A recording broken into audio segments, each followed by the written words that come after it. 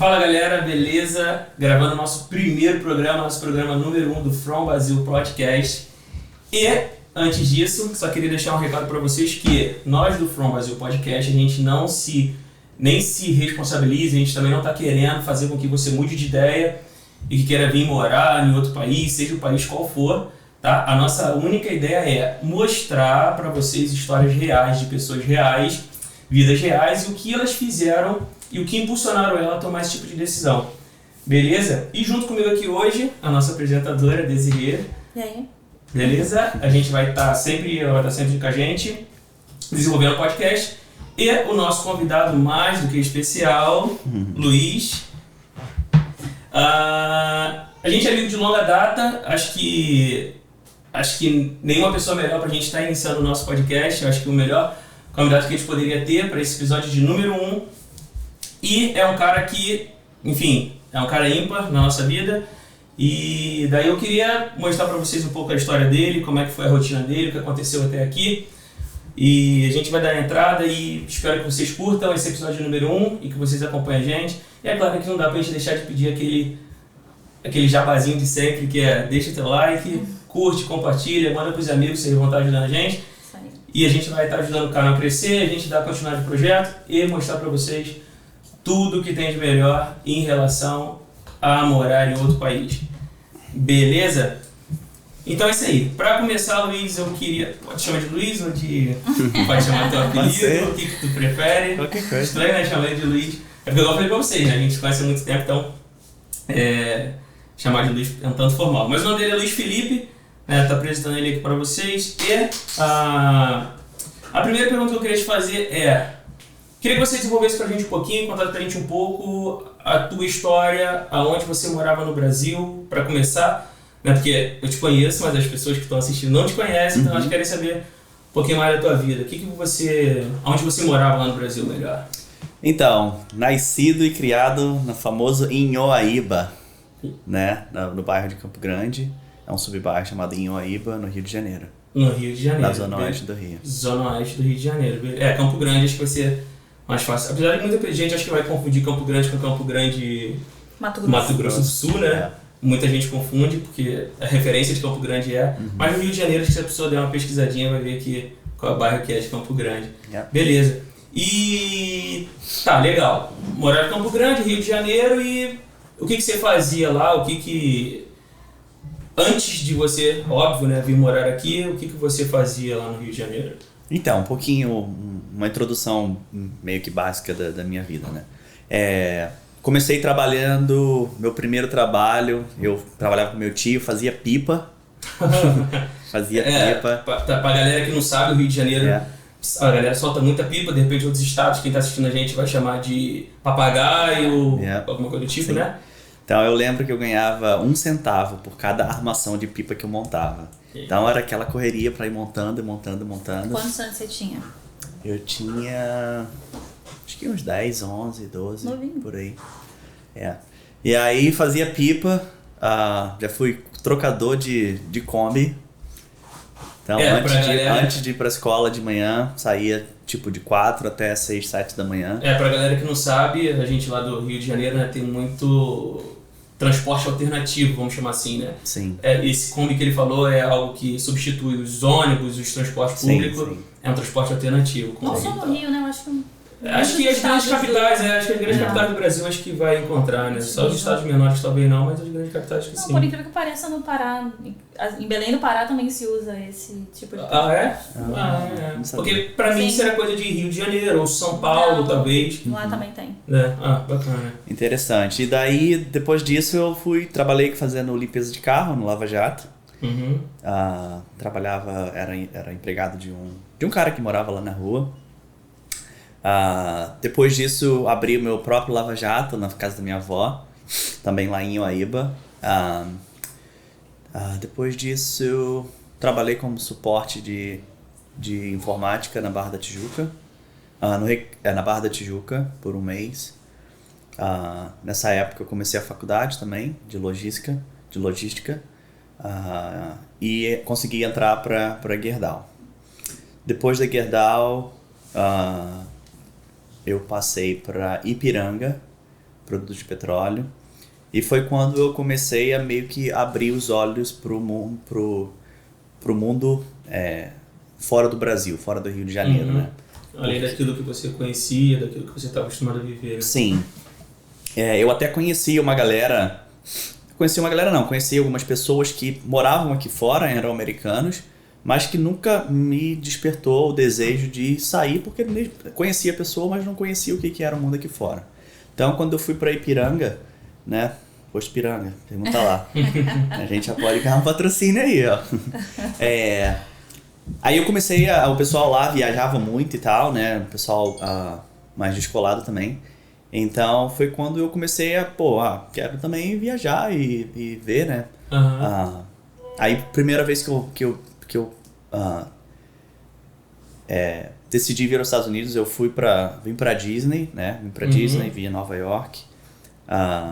E quando surgiu esse desejo, essa vontade de conhecer mais, eu conheci uma pessoa e ela tinha um primo que morava aqui, então eu fazia também trilha de moto no Rio de Janeiro, e ele também fazia aqui, aí a gente se conectou, começamos a conversar sobre coisas de moto e tal, e aí ele começou a me contar um pouco sobre como eram os Estados Unidos, né, como funcionava, o que ele fazia, com o que ele trabalhava, que é também o meu xará Luiz, né, Luiz Pacheco. Então foi assim que meio que começou essa história. Tá, da viagem. então vamos pular já para essa parte, só para ficar claro. Então, esse foi o motivo, você ter conhecido essa pessoa, foi o motivo que te fez fazer com que você viesse morar especificamente nesse estado? Connecticut foi decisão única e exclusiva, porque era a única... Era a porta de entrada, né? Entendi, o contato que você tinha e tal, você achou que por conta disso, conhecer essa pessoa ficaria mais fácil de você ter um apoio assim que você chegasse ou algo do tipo. Sim.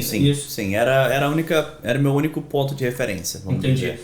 Porque quando você saindo do Rio de Janeiro, eu penso que acho que a principal coisa que vem na mente de alguém quando vem escolher algum estado, quando não tem referência, é para onde você vai, e quando você escolhe, você acaba pensando em um estado parecido com o seu estado natal. Eu digo em referência a clima, se tem mais comunidade brasileira ou não. Isso para você não importou? Você não pensou em clima ou algo do tipo? Só mesmo o contato da pessoa aqui? Então, a maioria das pessoas quando vem para os Estados Unidos, elas vêm porque ela tem um familiar e ela busca aquilo que você falou. Ela vai buscar as coisas parecidas com o que ela tinha no Brasil, né? Na cidade natal ou na vida dela anterior. Eu só vim para Connecticut. Eu não escolheria a Flórida porque tem um clima parecido com o do Brasil. Não escolheria a Flórida por conta das coisas que tem lá, da quantidade de pessoas que tem lá, de brasileiros que tem lá. Então eu vim para os Estados Unidos para imergir realmente na cultura americana. E se você for na Flórida, basicamente a cultura latina. Então, tipo assim, não era o que eu estava buscando, né? Entendi. Eu vim para imergir realmente na cultura americana. Muitos brasileiros também não têm essa visão de que a Flórida tem muito mais brasileiros. A gente tem essa visão aqui porque a gente está aqui, né? Mas quem está fora não tem muito essa visão da realidade. Sabe do clima, sabe que tem muito brasileiro, mas, por exemplo, Connecticut não tem nada a ver com o clima tropical, né? Do Rio de Janeiro. Agora mesmo a gente está no inverno, né?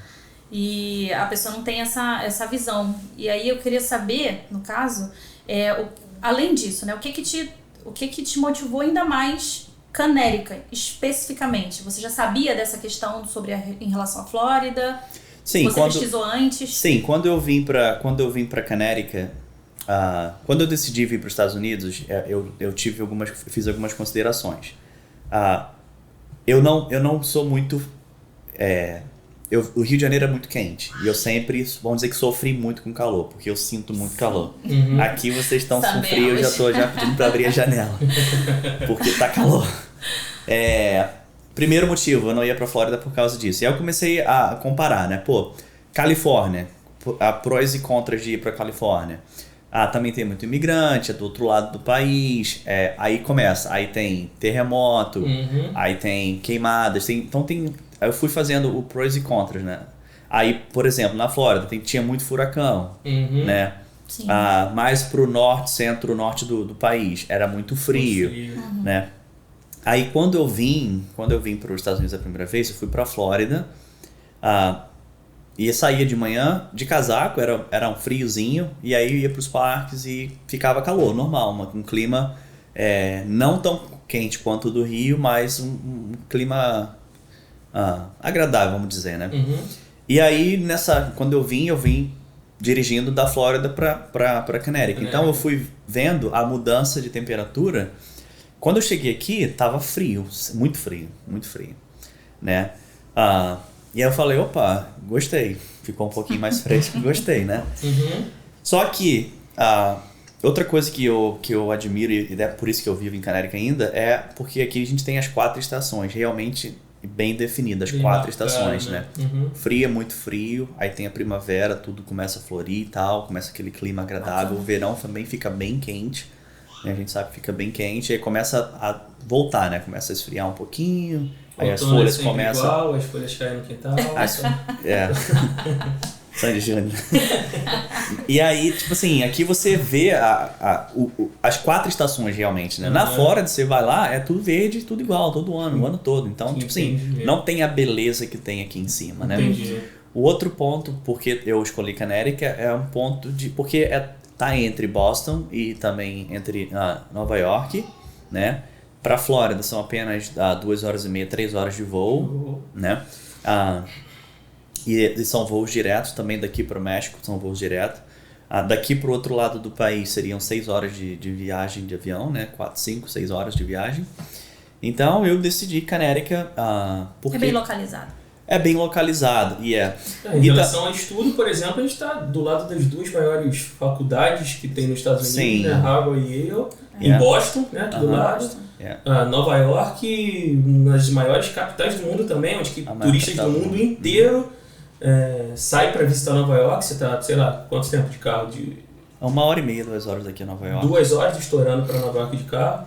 Então, acho que de fato, bem interessante, né? Porque apesar de ter vários lugares nos Estados Unidos que são bem conhecidos e a galera, acho que cada um tem na sua mente o que gosta de fazer, ou qual estado gosta de ir, mas parando para analisar por esse lado, em relação à distância que você falou para a Flórida, a distância para a Califórnia, e tá entre Boston e Nova York, acho que de fato é um bom lugar, né? Uma boa localização. Fora as outras coisas que você tinha colocado. E Luiz, quando você chegou aqui, qual foi o primeiro impacto que você sentiu, que você teve do país? Primeiro impacto? Quando eu cheguei na Flórida, primeira coisa que eu percebi foi o tamanho das coisas, né? E quando eu falo tamanho das coisas, as ruas eram muito largas, entendeu? Tipo assim, tudo era muito espaçoso. Aí você gostou. Eu não sei se a galera já viu por televisão alguma coisa, mas pra quem veio do Rio de Janeiro espaçoso, tem bastante rua estreita, bastante beco, bastante viela, bastante favela. Então, de fato, se impressionar com uma rua... Porque a galera pode pensar, se impressionar com uma rua, depende de onde você veio, né? E aí, assim, eu não sou muito fã das grandes capitais, né? A gente mora, o que a gente chama de subúrbio, né? Tem as capitais, as centrais, né? Que o centro ali, os grandes centros, e aí os subúrbios estão sempre em voltas. Então, eu decidi ficar nesse subúrbio porque quando eu cheguei aqui, o meu amigo me passou o endereço dele e eu cheguei, e aí eu olhei assim a garagem, né? Garagem aberta, né? Aí eu falei assim, te deixam as coisas abertas aqui?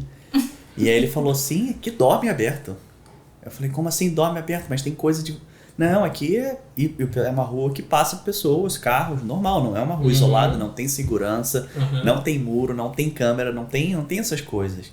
E aí eu falei assim, mas aí deixa. O pessoal vai no posto de gasolina, bota para abastecer, às vezes nem precisa abastecer, só para comprar um café, alguma coisa, o carro ficava ligado com a chave dentro, eu ficava... E a gente vem do Rio de Janeiro, né, já, que tem medo da sombra, então eu ficava meio... Nossa... Então, tipo assim, foi algo que me impressionou muito, a segurança, né, a liberdade, né, que o pessoal tinha de não ter que se preocupar com o que estava ao redor, né, com nenhum perigo, como a gente tem e vai continuar tendo no Rio de Janeiro. E em relação à língua? Então, quando eu vim para os Estados Unidos, eu sabia as cores, os números, sabia carro, casa, Você mesa. já sabia alguma coisa de inglês? Alguma coisa, quase nada, né? Quase nada. Acho que, sei lá, alguma coisa natural, né? Que a gente aprende no Brasil. Que a gente aprende na escola. Aprende na escola e tal. The book is on the table. O Luiz ia falar graveto. E o Luiz, antes dos Estados Unidos, pro Luiz de agora, o que você diz de você, antes e agora? Em relação a você, ao que mudou dentro de você, de perspectiva em relação à vida, a perspectiva em relação ao teu país, de onde você veio, de onde você tá. Então, o grande motivo, né, que me impulsionou a sair do Brasil foi com relação à segurança, né, saúde e educação. Acredito que a maioria, né?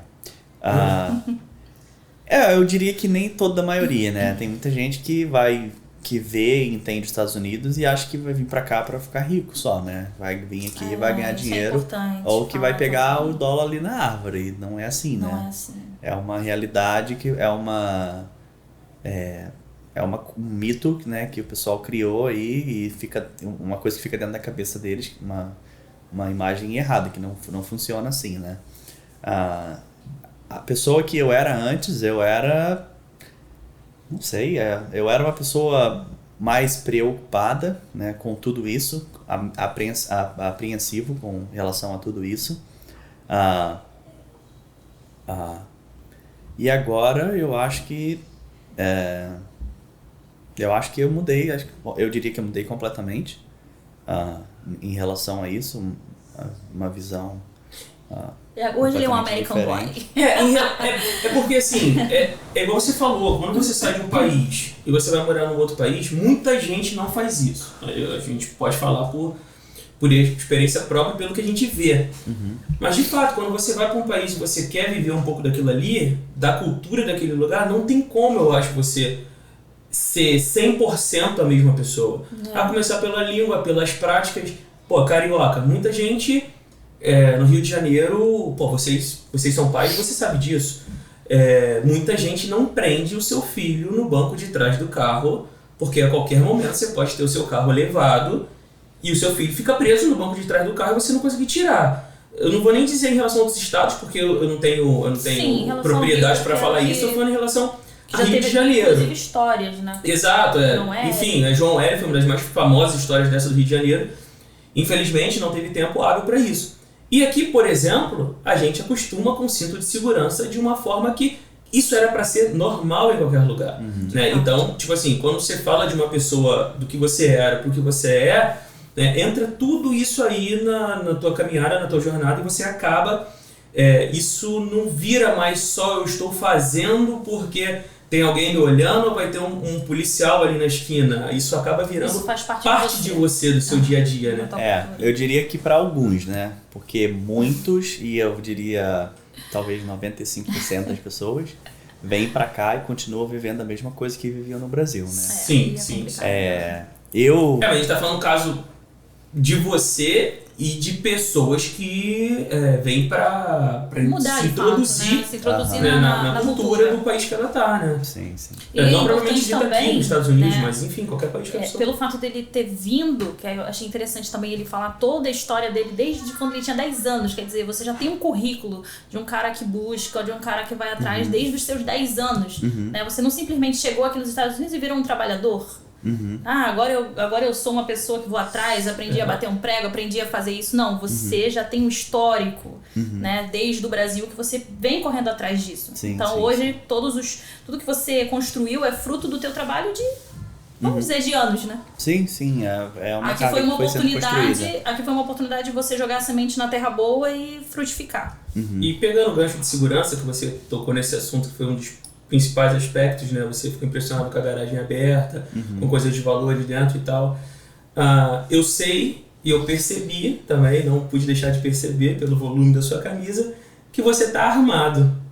Eu queria que tu explicasse pra gente o porquê, já que você diz que os Estados Unidos é tão seguro assim, o país te permite ter, né, pro cidadão americano, até pro não cidadão americano, permite o cara andar armado, ter arma para se defender. O que você acha disso? Por que você anda armado? Qual que é a sua ideia? Por que disso? Então, nem todos os estados permitem isso, né? Todos os estados você pode... Na Constituição é um direito, né, de qualquer pessoa que vive aqui de ter o direito de se proteger. Né? Então você pode se proteger e você não sabe quais são os perigos que estão lá fora. Tá? Exato. O porquê que eu ando armado? Porque esse é um direito que eu ganhei e eu não vou abrir mão nenhum dia. Né? Um amigo me falou uma coisa e ficou na minha cabeça. Você sabe o dia que algum doido vai vir drogado, alguma coisa, e vai querer te roubar ou te matar ou fazer algo pra ti? Eu falei, não. Aí ele falou, então é melhor você ter uma arma todos os dias e nunca usar, nunca precisar usar, do que se um dia você precisar usar e não ter a sua arma. Né? Eu acredito que eu nunca vou precisar tirar a arma do meu holster pra usá-la, né, em defesa.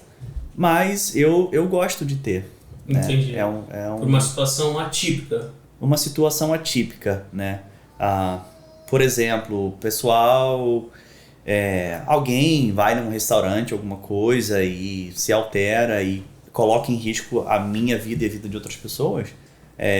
Eu quero ser uma oportunidade ali de proteger outras pessoas também. Né? Te defender e poder defender a tua família, outras pessoas e tal. Então. Sim, e é por isso que a segurança aqui é tão boa e não tem assalto, né? Como a gente tem assalto no Rio de Janeiro, porque ninguém vai assaltar alguma outra pessoa porque eles sabem que aquela pessoa tem o direito de se defender. Ele não sabe se a pessoa tá armada. Tá armada ou não, é verdade. Já naturalmente ele sabe que qualquer pessoa pode ter uma arma, né? Acima de 18 ou 21 anos. Então, assim, os bandidos, né? As pessoas de má índole já vão pensar duas vezes antes de fazer qualquer coisa. Eu não tenho certeza. Então, se a pessoa tem 21 anos, ela já pode ter posse de...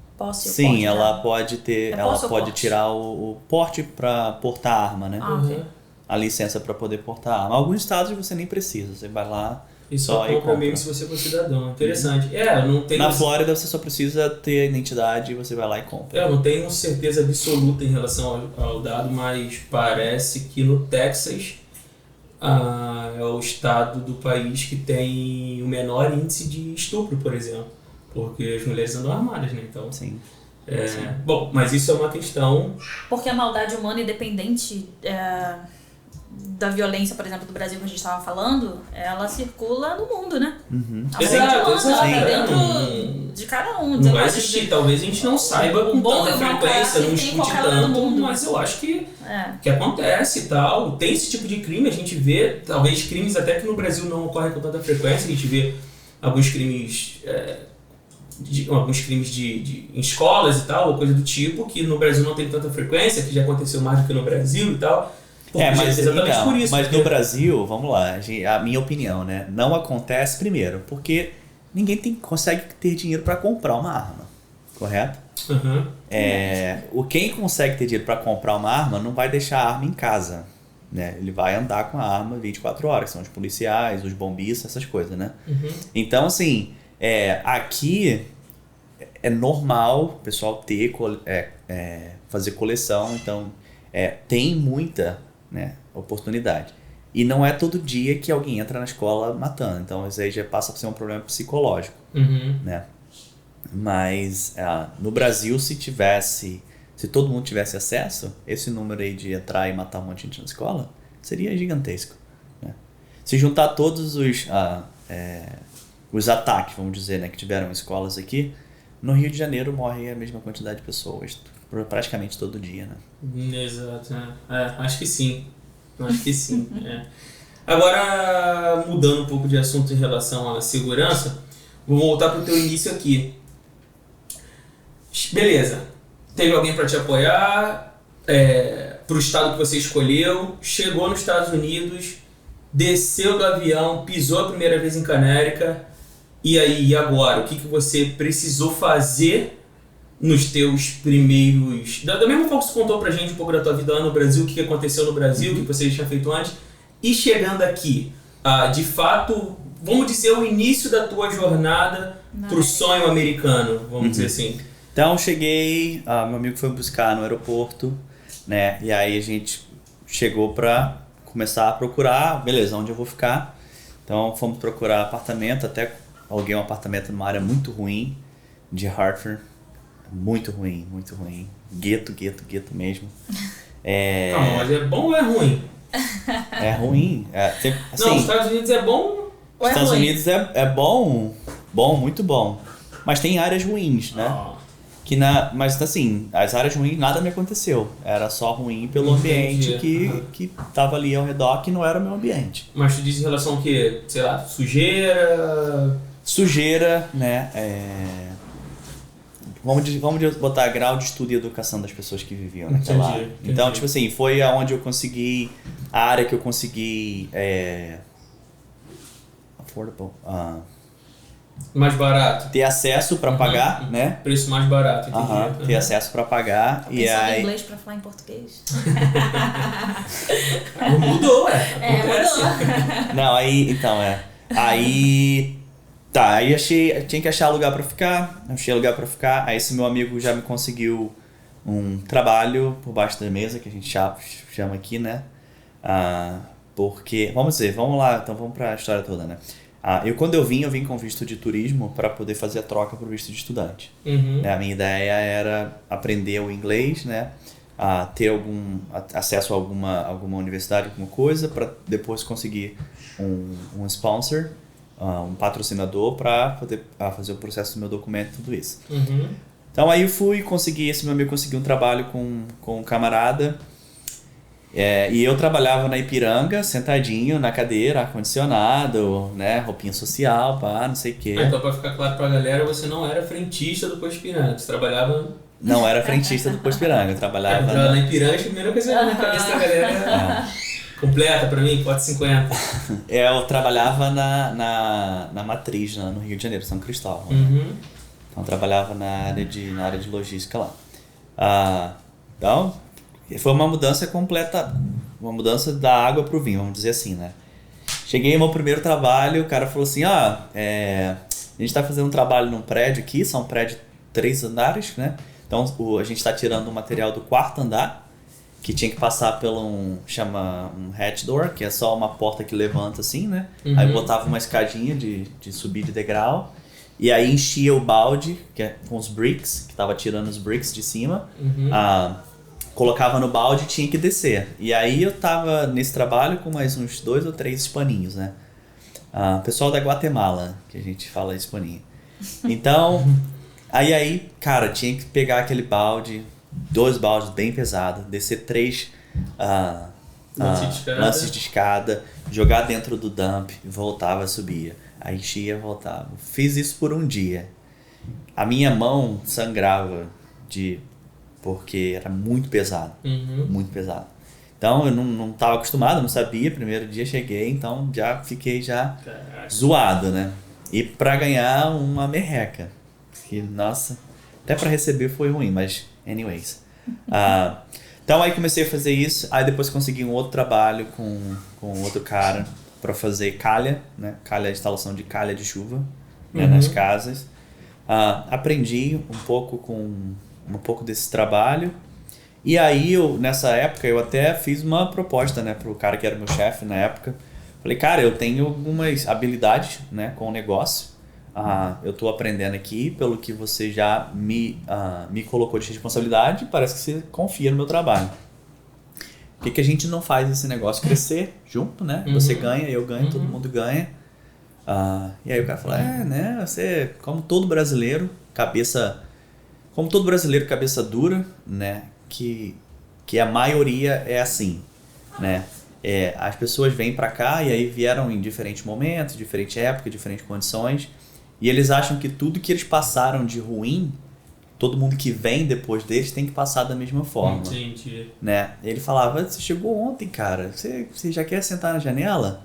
Falei, mas cara, tipo assim, eu tenho um ritmo diferente das outras pessoas, né? Se você chegou aqui, demorou 10 anos pra ser o que você não é todo mundo que vai ser da mesma forma. Mas na verdade a visão dele já mostrou isso, porque ele não viu a tua proposta como uma oportunidade para ele. Não, ele viu eu não sei se ele se sentiu ameaçado, né? Mas aí, assim, são pessoas e pessoas, né? Ele não teve a habilidade de tirar proveito da oportunidade. Exato. Porque, beleza, se eu chego pra você e falo, olha, eu sei fazer um negócio que pode nos ajudar. Você não tem a minha habilidade. E você já só tá ganhando o que você sabe fazer. Você tem 2 mãos, você consegue segurar 2 coisas. Eu chego pra você e falo, olha, eu tenho mais 2 mãos, tá? Eu vou segurar mais 2 coisas e uma mão vai ser pra mim e uma mão vai ser pra você. Se você é inteligente o suficiente, você fala assim, ué, eu já tenho 2, se você vai me dar mais uma, beleza, pula aí. Você senta na janela que eu vou ficar aqui no volante. É isso aí. Mas então aí, não tem problema tipo nenhum assim, você sentar na janela. E é o que o pessoal aqui passa, é o que o pessoal aqui faz, né? Então, tipo assim, chegou... quando eu cheguei aqui eu ganhava $5 a hora. Você quer ganhar 10? Não, eu quero ganhar o que a minha habilidade, a minha capacidade me proporciona. Se eu acho que eu tenho que ganhar 10 ou eu tenho que ganhar 20, é isso que eu acho. Não é você que vai me dizer. Se você não quer me pagar, é diferente, né? Eu vou procurar outro que vai me pagar. Exato. E aí eu falei pra gente dimensionar, você chegou no primeiro trabalho, por exemplo, dos tijolos que você estava descendo, nos baldes, jogando dentro lá da caçamba de entulho. Nesse primeiro trabalho, tu fazia quanto? E qual que é a forma, pra galera entender também, qual que é a forma de pagamento, como recebe nos Estados Unidos e quanto mais ou menos se tirava nessa Aqui existem 2 formas de pagamento, né? Existe o por hora, né? Que a maioria das pessoas faz por hora. Tem por trabalho, né? E tem o salário mensal. Então você pode cair numa dessas 3 opções. Geralmente na construção, né? Quando você lida com um brasileiro, vai ser por hora, né? Quando você inicia. Eu acho que ele me pagava R$6,50. Eita! Pra poder carregar o balde. E aí, saí dali, aí fui pro outro cara. Mas mesmo assim, nesse primeiro momento de $150 a hora, você ainda assim achava que compensava, que ia valer a pena, que isso estava melhor do que o Brasil, com a mão machucada, esforço, trabalho duro, pouco dinheiro. Sim, porque com $6, mesmo com $6, né, vamos dizer que eu trabalhasse 10 horas no dia, né?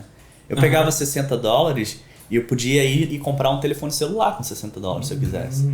Né? Eu poderia ir no mercado, naquela época, e comprava, fazia compra quase do mês. Só para o pessoal ter uma noção, $6, né, que você falou por hora? $6,50. Quanto seria o salário mínimo? A hora, no caso, né? Não, aí você tem que fazer 40 horas por semana, aí tem que fazer conta. Eu teria que fazer um cálculo. De 3 horas por dia, $65, vezes 5 dias na semana, né, 30... Sei lá, uns $400 por semana?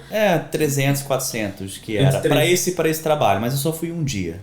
Eu só fui um dia, só teve um dia para esse trabalho.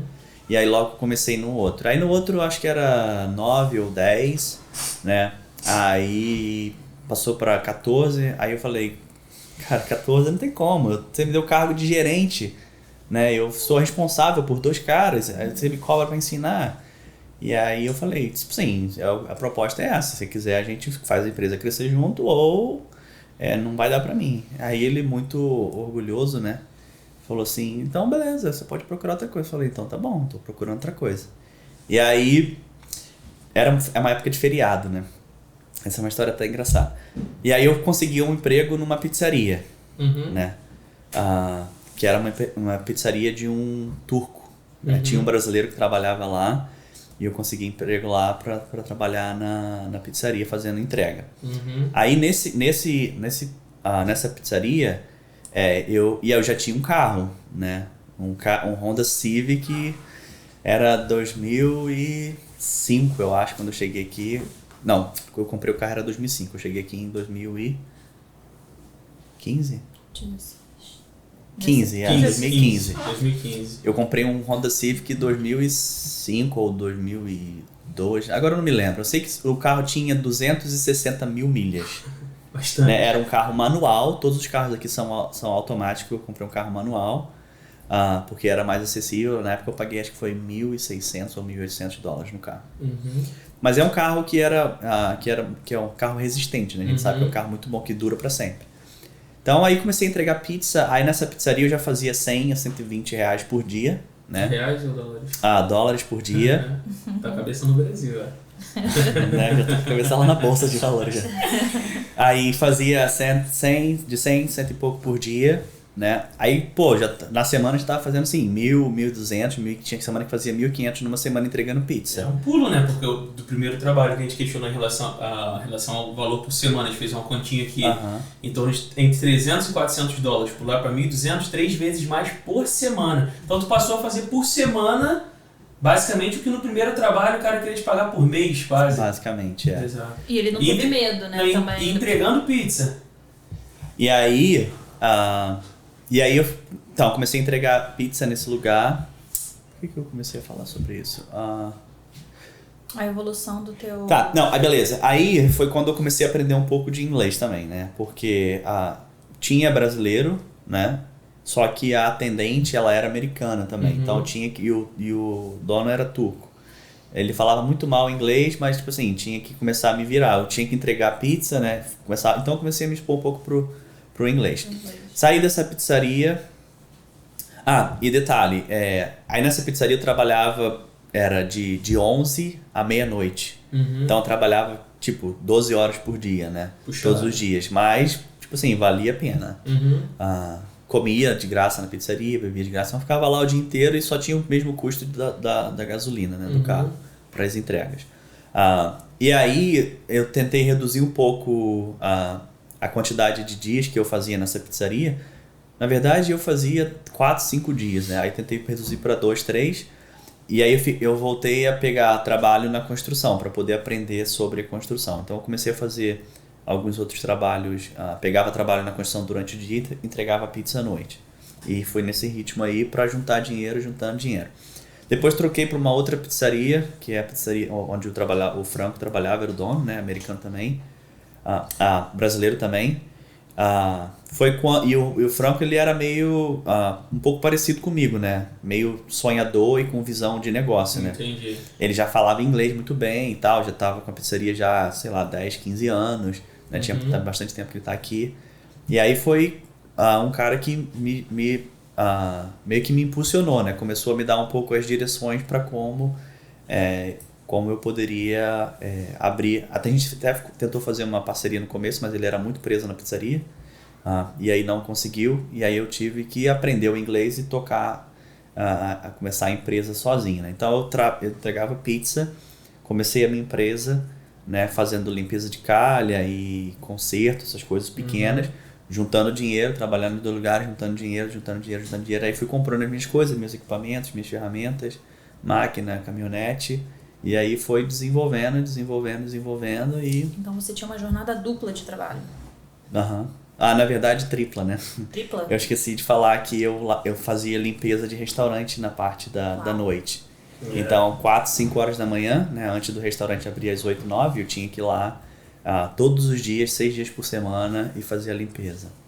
Não é igual eu falo, né? Esse tipo de coisa é legal de falar, é interessante de falar, porque muita gente tem uma visão equivocada em relação a migrar para outros países. Acha que simplesmente você já passou de tudo no Brasil e que acha que quando chegar em outro país vai ser muito mais fácil, né? Verdade, e não é Tá verdade. começando, né? Porque na verdade no Brasil a maioria das pessoas tem uma carga horária de trabalho que normalmente não passa daquilo. É claro que tem dificuldades de transporte, tudo isso a gente já passou, a gente já viveu, a gente sabe. Mas em relação ao horário de trabalho e o que você faz, geralmente só se tem um trabalho e somente uma jornada de trabalho. E cumpre-se aquelas horas de trabalho e tudo bem. Então você falou que você trabalhava num determinado horário, primeiro na construção, depois na pizzaria e fazendo o trabalho de noite para ajudar nos seus rendimentos e você conseguir juntar e chegar no seu objetivo mais rápido. E depois disso, com a sua companhia, abrindo a sua companhia, a sua empresa, trabalhando E aprender inglês. Também na pizzaria para aprender inglês e de noite ainda para conseguir sustentar e chegar no teu objetivo com mais facilidade. Isso é bacana de falar, porque não é o que parece, não é? Acho que no macro, né? O que as pessoas enxergam é o que você está vestindo, o que você está na sua mão, ou o que você dirige, a impressão que fica é essa. O que você é hoje, né? Exato. Ninguém sabe o caminho, não sabe o quanto tempo levou. A trajetória, né? Isso, exato. A pessoa só pensa no capitalismo no geral, óbvio, né? Que se você tem condição de usar, você vai usar um dispositivo Apple, qualquer coisa do tipo, a galera gosta, esse troço chama muita atenção, mas que na verdade, se você não fizer por onde, acho que não vai, né? Uhum. É de se pensar e de avaliar se de fato você tem essa disposição para largar tudo que você tem e recomeçar, né? É dar um reset na cabeça. Tipo, eu era isso lá e aqui eu sou o quê? Aqui você não é ninguém, né? Eu não digo, na verdade... eu digo quem quer que seja. É um recomeço, né? Pra mim foi um recomeço, porque eu digo que eu nasci de novo aqui. Porque eu tive que primeiro aprender a falar. Então eu era uma criança num corpo adulto, com uma mente adulta, vamos dizer assim, né? Só que tudo era novo, tudo era aprendizado, né? Porque a minha escolha era de imergir mesmo na cultura americana, de me tornar um americano, vamos dizer, né? Mas assim, tem muito brasileiro que está aqui há 20, 30, 50 anos e não fala nenhuma palavra em inglês. Por quê? A comunidade brasileira é grande e tudo que ele faz é ao redor daquela comunidade. Só que ele continua vivendo no Brasil, só que aqui nos Estados Unidos, né? Então, algumas pessoas elas vão trilhar um caminho, né? E outras vão continuar andando no mesmo caminho que vivia lá no Brasil, só que aqui em outro país, né? Então você está dizendo que não necessariamente a pessoa para morar nos Estados Unidos precisa falar inglês. Se ela não quiser, ela não precisa. Ela consegue viver até falando português mesmo. Porque nos Estados Unidos, oficialmente, não tem uma Mas você acaba ficando um tanto quanto limitado, né? Você vai ser limitado. Coisas, de certa forma. Pra muita coisa, né? Como, por exemplo, acho que você vai poder dizer pra gente com mais precisão, mas o inglês fez tanta diferença assim entre você ter ou não o seu próprio negócio? Se eu não tivesse inglês, eu não poderia ter um negócio, né? Como é que eu ia falar com meus clientes? Então fala a frase em inglês a que você gosta de falar. A América, como é que é? A América é pra todos, mas nem todos é pra América. Sim, a América é pra todo mundo, mas nem todo mundo é pra América. Em inglês. Em inglês? American is for everyone, but not everyone is for American. Uau! E você fala, e você tem isso como lema. Verdade. E você tem esse lema contigo pelas coisas que você... Esse lema é seu pelas coisas que você próprio, durante a tua jornada, precisou fazer e você percebeu isso, né? Que pode ser que as pessoas venham pra cá e que não obtenham sucesso. Muitas pessoas vão vir pra cá e nunca vão ter sucesso na vida. Vai continuar vivendo pra trabalhar e trabalhando pra viver. Igual o ditado popular, como vender o almoço pra comprar janta. Sim, porque o pessoal primeiro Porque é difícil de acreditar nisso, cara. Porque o que você vê em rede social, que as pessoas te entregam por aí, é que se você veio, o negócio vai dar certo, pô. Se você veio, você vai ter mais, você vai ter sobrando, você manda $10 mil, R$10 mil toda semana pro Brasil. Sim, a oportunidade, as oportunidades aqui são muito maiores, a quantidade é muito mais, é maior do que você teria no Brasil, né? Você tem muita coisa aqui para que você pode fazer que dá certo, mas você tem que querer fazer. Só que para você ter para você obter algo diferente, você não pode continuar fazendo as mesmas coisas, você tem que fazer algo diferente. Então, se eu vim para cá para viver o sonho americano, por que eu vou continuar vivendo o sonho brasileiro? Entendi. Que é o quê? Trabalhar e fazer o churrasquinho no final de semana. Pô. Então, tipo assim, tem muita gente que vem pra cá achando que vai trabalhar e ficar rico, mas que continua fazendo as mesmas coisas que fazia no Brasil. E não vai funcionar dessa forma. Tá, então acho que esses foram os primeiros passos para você viver o sonho americano.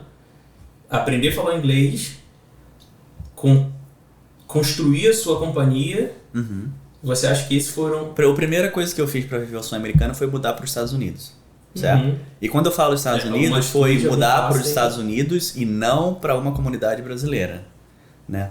Aqui em Hartford, né, que é a capital do estado, poucas pessoas me conhecem, poucos brasileiros me conhecem. Por quê? Porque eu não me envolvia com brasileiros, né? Poucos brasileiros eu me envolvo, aqui tem poucos amigos. Então, assim, eu vim pra América de verdade, né? Eu vivi na América, os meus vizinhos são americanos, meus amigos são americanos, eu vou pra igreja de americano, Então, tipo assim, tudo que eu faço, né? Eu sempre...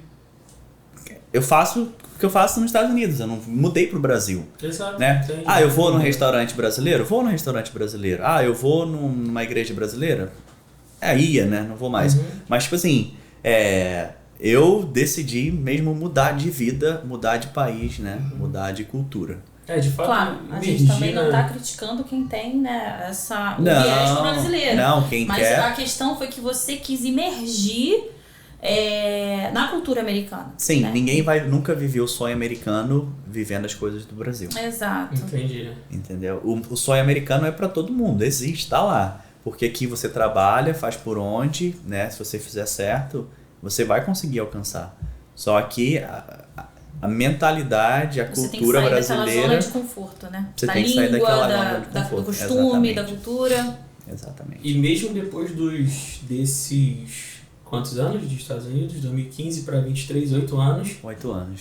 Né? Depois desses 8 anos de Estados Unidos, você ainda tem algum lema, alguma frase, alguma coisa que você carrega contigo para continuar te impulsionando, para você continuar desenvolvendo esse ímpeto de crescimento, eu quero ir, eu quero fazer, eu quero continuar. Você tem alguma frase pessoal, algo que te motiva, que te faz... Então, tem uma coisa... Ou uma música, não sei. Tem uma frase, né, que é do Walt Disney, que fala, se você pode sonhar, você pode fazer. E tudo que eu falo, que eu acho que tudo que eu sonho, né, tudo que eu sonhei até hoje, tem algumas coisas que eu sonho, ainda vão ser realizadas, mas eu sempre falo, se você pode sonhar, você pode fazer, né? E uma outra frase que quem cita também é o Will Smith, que tudo que você quer tá do outro lado do medo, né? Interessante. Tudo que você quer tá do outro lado do medo. Eu quero aprender a falar inglês. Mas eu tenho medo de falar errado. Mas você não vai aprender a falar inglês se você não aprender a falar errado.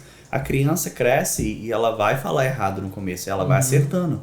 E só que ela não tem medo. A criança não tem medo. Ela erra, e ela erra, e ela erra até ela aprender a fazer certo.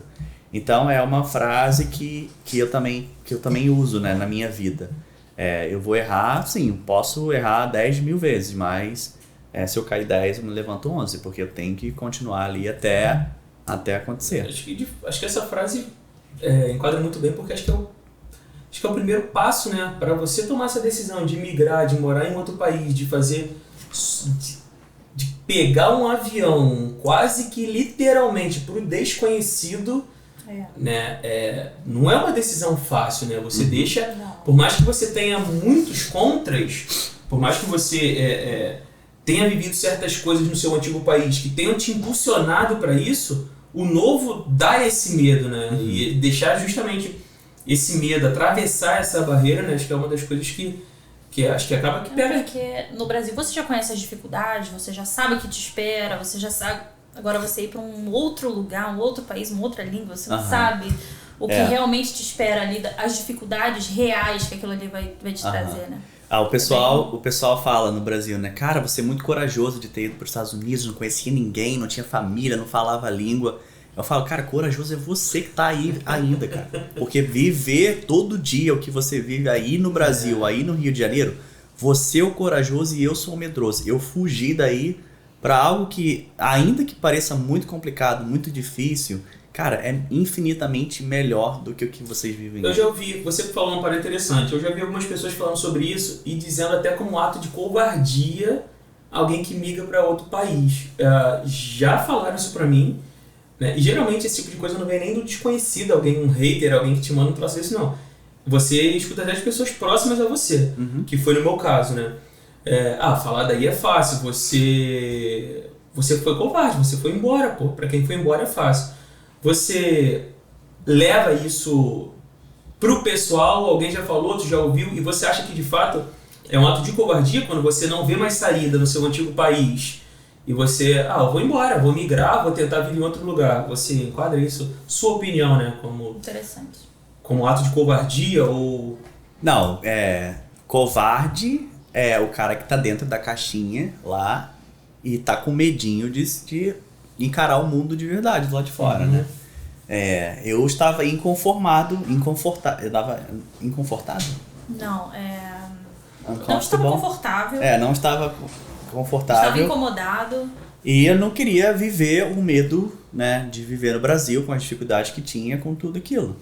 Né? Eu dirigia pro trabalho, levava 2 horas para chegar no trabalho e era 2 horas, tipo assim, alguns minutos era tranquilo, porque era mais tranquilo porque era uma área que eu conhecia, né, no meu bairro, então, tipo assim, não tinha tanto risco, mas o restante do caminho todo no Rio de Janeiro, para onde você vai, para fazer qualquer coisa, é perigoso. E eu vivia aquele perigo todo dia. Dentro do meu trabalho, eu estava seguro, né, me sentia seguro, mas eu sabia que eu tinha que sair do meu trabalho e voltar para casa. Então, todos os dias, 4 horas do dia, eram 4 horas de apreensão, tensão, medo, angústia, né, pânico de estar ali. Agora, né? sim, hoje, né, as pessoas olham para você e você é uma referência, né, de uma pessoa que migrou, que deu certo nos Estados Unidos. Agora, você se importaria de falar um pouco do que você, o que você faz hoje para viver? Então, hoje eu tenho 2 empresas, né, uma empresa de construção, né, e uma empresa de remoção de árvore e jardinagem, né. Então eu sou o dono, sou o gerente, sou o assistente, sou o que atende telefone, né, e tenho os meninos que trabalham comigo que me ajudam. Ok. E essa é a tua principal atividade, fonte de renda nos Estados Unidos? Essa é a minha principal fonte de renda. E o que ela te trouxe? O que te proporcionou aqui? Conforto, né? Hoje, o sonho americano que eles falam, né? É você vir para a América, né? Sem nada, e você conseguir ter independência financeira, né? Ter uma casa, ter uma família, né? Ter conforto, poder ter o que você quiser. Não é que eu quero ter um avião. Eu não sou bilionário para ter um avião. Mas se eu quero comer qualquer coisa, eu saio, como, vou no restaurante, onde eu quiser e como. Se eu quero comprar uma roupa hoje, eu vou ali e tenho acesso a comprar uma roupa, né? Então, eu tenho liberdade financeira, né? Acesso, né? A tudo. Então, acho que hoje eu diria que eu vivo confortável, né?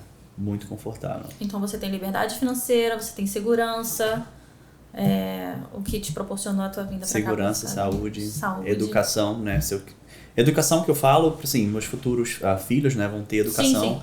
Uma das melhores educações de graça, né, vivendo num lugar seguro, que eles vão andando para a escola sozinho, voltam sozinho, mas uma das maiores questões, eu vejo muita galera comentando mas no Brasil eu tenho saúde de graça.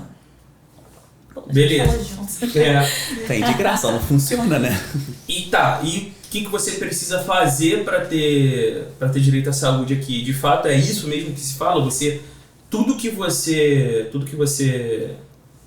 precisa em relação à saúde você tem que pagar? Existe algum programa do governo que possa cobrir isso para as pessoas? Não pode?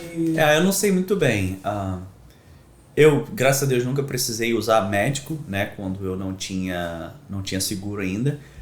E aí, hoje eu tenho um plano de saúde, vamos dizer assim, né? Então eu pago mensalmente uma quantia, e aí tem lá o que aquela quantia que eu pago mensalmente cobre, né? E aí se tiver alguma coisa fora, eu tenho que pagar a parte, né? Mas aqui, sim, dependendo da sua faixa de salário, quanto você ganha, sua condição financeira, tudo, eu acho que o governo ajuda, né? Eu acho que até tem estado... Eu acho que, se eu não me engano, acho que Massachusetts acho que não paga. Acho que você tem acesso à saúde. A saúde gratuita. Gratuita. Acho que sim. Você vai depender dos estados também independentes, né? Falar porque as pessoas também têm essa visão, tipo, tudo nos Estados Unidos você tem que pagar. De fato, mas quando você trabalha, você tem essa condição. você tem poder de compra aqui, né? Com o seu dinheiro. Exato. Não é uma coisa assim, Não vou pagar e eu vou ficar... do governo o tempo inteiro, porque... E vou me apertar daqui porque eu tenho que pagar um plano. Se você trabalha, você tem como pagar pelo que é seu de direito, vamos dizer assim, ou pelo que você precisar. E eu acho que no final de tudo, eu sei que muitas vezes saúde é questão pública de fato, né? O país precisa, o governo precisa fazer alguma coisa para que as pessoas tenham um mínimo de saúde, mas eu acho que para mim enquadra mais num saneamento básico, coisas do tipo, né? Porque se a gente parar para olhar a grosso modo, a saúde acho que acaba enquadrando como qualquer outra coisa que você precisa, que você... Enfim, mas porque tem profissionais por trás, as pessoas também precisam receber e tal. O SUS no Brasil é até legal, assim, teoricamente, né? Tudo se funcionasse, né? Exato. Se todos fizessem o que deveriam fazer. Exato. Teoricamente é legal. O problema é que a prática não condiz, né? O problema do público, né? Quando a gente fala o público no Brasil, né? É que o dinheiro não é de ninguém e todo mundo quer ganhar aquele dinheiro, né? Legal e ilegalmente. Né? Aí acaba que se perde o propósito do que, para quê e para quem que é o negócio. O serviço público de saúde deveria ajudar o pobre. Né? Na verdade, beneficia só os médicos ou quem está por trás vendendo medicamento ou os políticos e tudo mais. Né? É porque eles também têm algum tipo de programa para pessoal com câncer, alguma coisa assim que eu não sei se nos Estados Unidos tem esse viés. Mas aquilo, né? Como a gente está falando do poder de compra, né? O poder de acesso à saúde, a tudo, isso acaba sendo compensando, né? Você sabe que você trabalha, você tá ganha, você tem, você paga pelo que você... Acho que meio que simples assim, né? Acho que dá pra resumir dessa forma. E assim, a saúde aqui é o seguinte, quando você vai no médico, ele não te pergunta quanto você ganha, se você tem plano de saúde ou não. A primeira coisa que ele vai fazer, ele vai te atender igual, se você for rico, pobre, milionário. Ele vai te atender igual. Atendimento, você chega e vai ser atendido de cara. E igual a qualquer pessoa, preto, branco, amarelo, verde, qualquer pessoa que entrar lá, ele vai ser tratado igual. Independente da condição financeira dele. É isso. A questão também no Brasil também tem muito isso. É uma questão social, né? Se você usa o SUS, você é pobre. Então não vai ser o mesmo atendimento que você vai ter se você tiver um plano de saúde. Entendi. Mesmo o médico que atende no SUS atende no plano de saúde, mas vai te atender isso no privado. Mas vai te atender de uma forma diferente. E pra gente, só fazer uma palhinha em relação ao que você falou, vamos lá, só dando uma recapitulada. $300 a $400 por semana, fazendo um trabalho muito ruim. E graças a Deus por isso você só ficou um dia. Passou por um trabalho... Ainda bem que acabou. Onde que é o trabalho? Acabou o trabalho. Era um trabalho para um dia de fato, né? Uma demolição, vamos dizer assim, né? Passou por um trabalho que no Brasil também você seria um motoboy, mas que aqui você pulou para $1.200 mais ou menos por semana. Beleza. Então, só pra gente falar de números aqui, e um pouquinho da tua jornada, se a gente fosse falar hoje, é claro que a gente entende que você tendo uma companhia, tendo uma empresa, você, igual você falou, você tem gente que trabalha pra você tem que pagar os seus impostos, as suas contas e tal, em relação à sua companhia, mas se a gente fosse falar, se você quiser, claro, em relação à hora, acho que você poderia colocar hoje pra um cara, acho que é interessante porque... Acho que você incentiva, acho que é uma forma de você incentivar também outras pessoas que estão te vendo, ou algum brasileiro que já está morando fora e que de repente estava com a cabeça ainda um pouco presa em relação a traçar algum caminho. Acho que tem um cara que pode impulsionar bem nesse sentido de dar um norte pro cara. Empreende que é bom, eu consegui, você consegue também. Hoje tu acha que um cara, não precisa nem te falar o teu valor se não quiser, mas um cara que tem uma companhia, o cara ele pode viver com quanto? Por mês, ou por semana, ou por hora? Não sei se você tem esse cálculo, de repente, não sei, o que você ganha junto com a companhia, tu paga tudo, paga todas as suas contas junto e não tem muito essa noção. Mas você acha que um cara, dono de companhia nos Estados Unidos, ele vive com quanto mais ou menos? Então, depende, são companhias e companhias, né? Porque tem, vamos dizer, o Joãozinho. Tem o Joãozinho. Então dá uma palha pra gente que você acha do ramo. O que você indicaria, ou o que você acha que é um ramo bom e o que isso dá pra... Então, tudo é bom, né? Tudo é bom.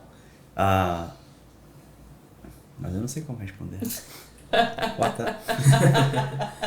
Não, eu digo assim, pô, se você fizer o que eu faço, você dá pra se dar bem também, ou você...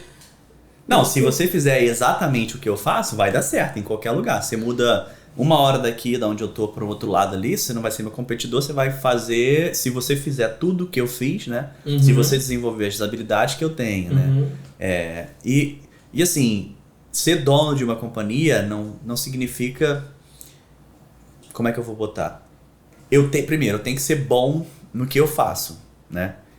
A calha, eu tenho que ser o melhor funcionário. Então, eu abri uma companhia porque eu era o melhor funcionário da companhia. Então, eu abri a minha própria, né? E aí, eu contratei pessoas e eu tento passar as minhas habilidades. Mas aquela pessoa nunca vai... O dono do negócio, o dono vai ser sempre o melhor funcionário que tem.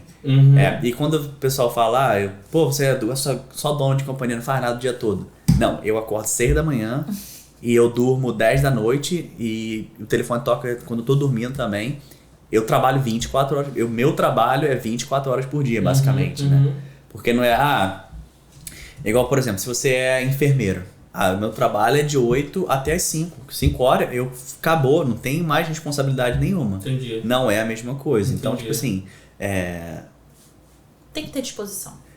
Tem que gostar muito, né? Entendi. Porque não é simples. Tá, então deixa a galera fazer o cálculo em casa. Por hora, quanto você acha Quanto que eu ganho por hora? um cara dono de companhia... Então, não sei. O cara pode ganhar 5 mil por mês sendo dono da companhia. Depende do que ele faz. Entendi. Ou o cara pode Não ganhar existe... 50 mil por mês. Vai depender, então, acho que o que você tá querendo dizer é que vai depender muito do ramo do cara, da quantidade de clientes que ele tem, da quantidade da equipe, tudo isso vai variar de pessoa para pessoa, então. Mas vamos dizer um cara, por exemplo, assim, um cara... Vamos comparar com o Brasil, vamos falar um microempreendedor, um cara pequenininho ali, talvez, uma companhia básica, algo do tipo. Porque é difícil de te dar um número, né?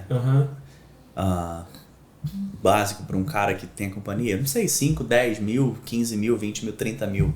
Depende do que ele faz, quanto que ele vai cobra. Depender do ramo, são muitas possibilidades, né? Muita coisa que o cara pode fazer. Por exemplo... Então você falou do franco da pizzaria pro cara que quebra a parede. Então assim, é muita oportunidade, muito difícil de você pôr um número, né? Porque, por exemplo, se a gente for comparar, né, duas coisas aqui. O Joãozinho que corta grama e eu que corta grama. Eu cobro R$100 no corte de grama. O Joãozinho cobra 20. Mas tá barato demais. Pô, porque R$100 vai dar... $100. $100. $100. Tá barato demais. Tá barato demais. O cara, ele é dono de companhia? Ele é dono da companhia dele. Trabalha pra ele mesmo. Só que, tipo assim, ele tá... o preço dele não tá adequado. E é o que acontece muito, especialmente brasileiro. Eles vão abaixando o preço para pegar mais trabalho. E eu já vou numa linha diferente, você sabe disso. Eu vou aumentando o preço para diminuir a quantidade de clientes, menos trabalho com mais dinheiro. Porque, tipo assim, tem gente que vai querer fazer 100 gramas por dia a $20, né? Eu vou querer fazer só 10 a $200. Entendi. Vai dar no mesmo no final. Só menos que eu vou me gastar menos do que o cara que vai fazer 100, né? E uma pergunta em relação a toda essa questão de sonho americano, tem algo em específico que você sonhava no Brasil, que você olhava e sei lá, eu tenho o sonho de ter esse telefone, eu tenho o sonho de ter essa roupa, esse tênis, esse carro, essa casa, algo do tipo que você chegou aqui e conseguiu conquistar, porque... Tudo que eu quis, eu consegui conquistar. Falta um iate ainda, mas tá vindo. Eu já tenho não tem um iate, mas tem um barco. Tem 2 barcos. Tem dois. Na verdade, um que não usa. Entendi isso, pessoal. Então é isso. Eu acho que... Bom, a gente tá chegando no final da nossa entrevista, mas uma pergunta que eu acho que é a pergunta-chave, que não quer calar. Você tem vontade de voltar pro Brasil? Acho que nem morto. Acho que nem os farelos você pode jogar lá, cara. Nem pra passear? Né? Assim, eu já fui no Brasil algumas vezes, né? No Rio, né? Eu vou e eu tenho medo, né? Pra quem conhece o Rio de Janeiro, você desce no Galeão. Você cai lá na Ilha do Governador. Você desce no Galeão, aí você tá na ilha. Aí em volta da ilha já vem Ramos, Manguinha, aí... Linha vermelha, linha amarela, linha do Brasil. E começa a dar pânico, né, cara? Dos arrastões Pânico. que tem no Brasil. Não. Eu talvez, nem sei agora, né? Porque se o Brasil não acabar, talvez eu volte. Porque tá acabando, né? Enfim. Já estão acabando. O Nine tá aí já pra detonar tudo. É verdade. Então é isso. Bate-papo bacana. Acho que a gente de fato começou com o pé direito, pontapé inicial de uma forma bacana, porque, igual eu falei no começo, a gente tem uma intimidade, se conhece, sei lá, 20 anos, eu acho. Não, e não só por porque aí. Vocês se conhecem há muitos anos, eu passei a conhecer há pouco tempo, né? Mas por ele ser uma referência, né? De um imigrante que deu muito certo. Exato, porque são palavras pesadas, são coisas pesadas quando fala imigrante, abandonou, saiu. Mas a ideia é essa, exatamente a ideia do podcast é essa, é mostrar para as pessoas o que são pessoas normais, com vidas reais e que tomam decisões e o que aconteceu, o que a pessoa fez. Então acho que... E não tem certo e errado, né? Cada um tem uma opção, cada um tem fique uma claro vontade, nisso, né? Aqui é a sua história, o que você fez, o que ele acha como correto para a vida dele. Não é que é um feijão com arroz, um troço que funciona para todo mundo. Eu não quis... Uma receita de bolo, né? Exato. Não é assim que funciona. Vai seguir aquilo que vai dar certo. Exato. É a percepção dele de Estados Unidos, de sair de Brasil, de não voltar para o Brasil, enfim, né? Pra ficar até claro porque como é que eu posso dizer? Cada um tem um caminho, né? Cada um trilha um caminho, cada um tem uma vida. Cada um tem uma história. Antes e pós América. Exato. Mas, enfim. É isso. Então, galera, obrigado pelo tempo de vocês. Espero que esse programa esteja indo em breve, né? Entregar um trabalho bacana aí para vocês. E é isso. Não esqueça de acompanhar a gente nas nossas redes sociais, Instagram, Facebook, YouTube, TikTok. Vamos botar os vídeos no TikTok também, mas não vai ser dancinha não, só os vídeos mesmo. Mas é isso, galera. Obrigado, Desirê. Eu só queria agradecer ao Graveto, né? Ao Luiz, que disponibilizou aí o tempo dele para vir aqui falar com a gente. E é isso, te agradecer também. Tamo junto. Graveto, obrigado, cara, pela entrevista aí, pelo tempo. Anderson, obrigado, irmão. Vocês não estão vendo, mas tem gente por trás das câmeras ali. E é isso, obrigado, até o próximo. Esse vai estar em breve, a gente vai anunciar exatamente quando vai sair. E até o próximo, galera. Vejo vocês já. Valeu!